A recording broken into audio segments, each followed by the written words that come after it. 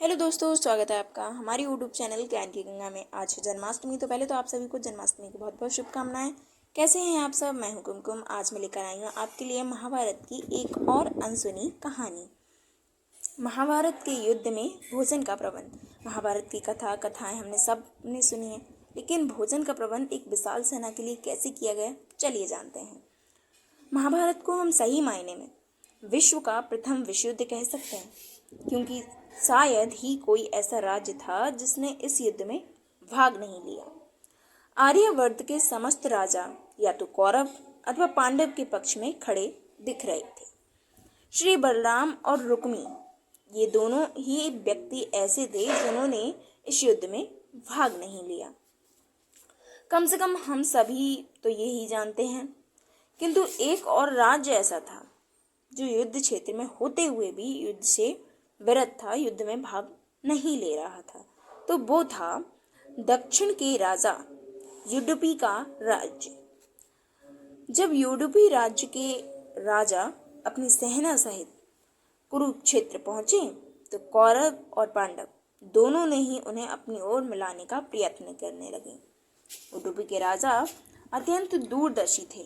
वो दूर का देखना जानते थे। वो जानते थे कि कौन सी सेना विजयी होगी और कौन सी नहीं। उन्होंने श्री कृष्ण से पूछा, हे माधव, दोनों ओर से जिसे भी देखो युद्ध के लिए लालायित दिखता है, किंतु क्या किसी ने सोचा है कि दोनों ओर से उपस्थित इतनी विशाल सेना के भोजन का प्रबंध कैसे होगा? इस पर श्री कृष्ण ने कहा, महाराज, आपने बिल्कुल उचित सोचा है। आपने इस बात को छेड़ने पर मुझे प्रतीत होता है कि आपके पास इसकी कोई योजना है। अगर ऐसा है तो कृपया बताएं। इस पर युडुपी नरेश ने कहा, हे वासुदेव, ये सत्य है। भाइयों के बीच हो रहे इस युद्ध को मैं उचित नहीं मानता। इसी कारण इस युद्ध में भाग लेने की इच्छा मुझे नहीं है। किंतु ये युद्ध अब टाला नहीं जा सकता। इसी कारण मेरी ये इच्छा है कि मैं अपनी पूरी सेना के साथ वहां उपस्थित समस्त सेना और सैनिकों के भोजन का प्रबंध करूं। इस पर श्री कृष्ण ने हर्षित होते हुए कहा, महाराज, आपका विचार अति उत्तम है। इस युद्ध में लगभग 40 लाख योद्धा भाग लेंगे, और अगर आप जैसे कुशल राजा उनके भोजन का प्रबंधन को देखेगा तो हम उस ओर से निश्चिंत ही रहेंगे। वैसे भी मुझे पता है कि सागर जितनी इस विशाल सेना के भोजन प्रबंधन का करना आपके और भीमसेन के अतिरिक्त और किसी के लिए संभव भी नहीं है। श्री कृष्ण ने युडुपी नरेश से कहा, भीमसेन इस युद्ध में विरत हो नहीं सकते। भीमसेन इस युद्ध से निकल नहीं सकते। जो भोजन का प्रबंध कर सकें उन्हें तो इस युद्ध में भाग लेना ही होगा।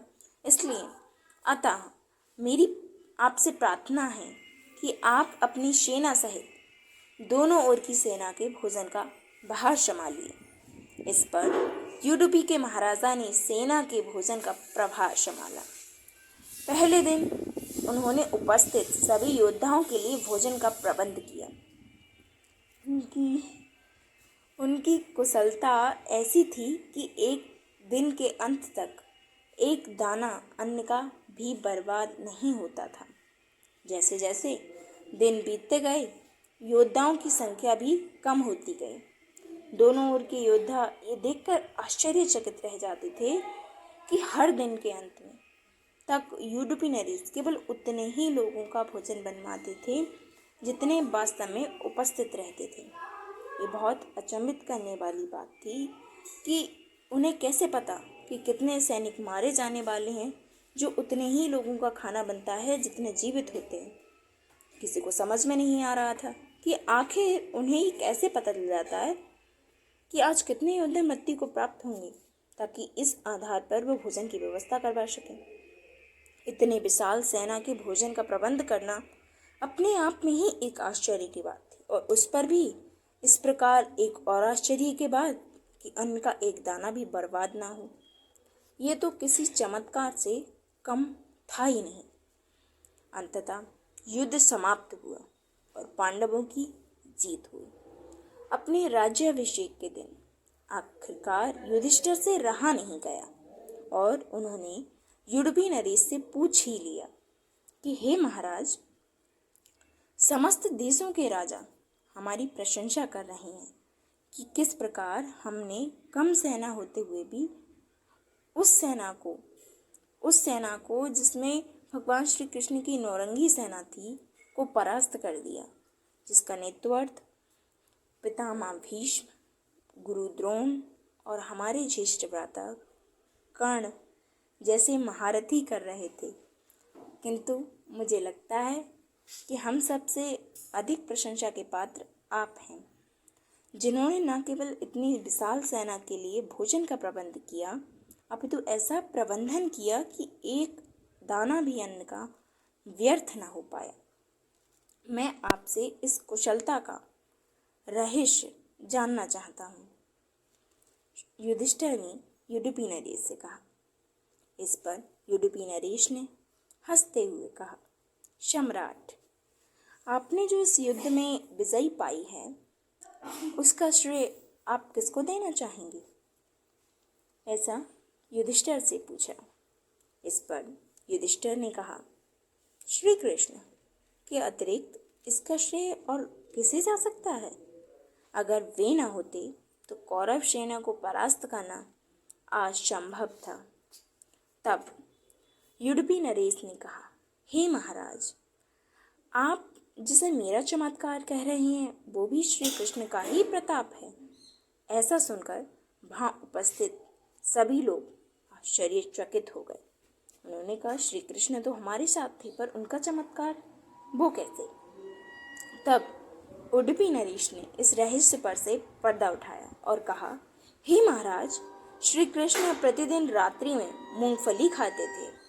मैं प्रतिदिन उनके शिविर में गिनकर मूंगफली रखता था और उनके खाने के पश्चात गिनकर देखता था कि उन्होंने कितनी मूंगफली खाई है। वे जितनी मूंगफली खाते थे उससे ठीक 1000 गुना सैनिक अगले दिन युद्ध में मारे जाते थे। अर्थात अगर वे 40 मूंगफली खाते थे तो मैं समझ जाता था कि अगले दिन 40,000 योद्धा युद्ध में मारे जाएंगे।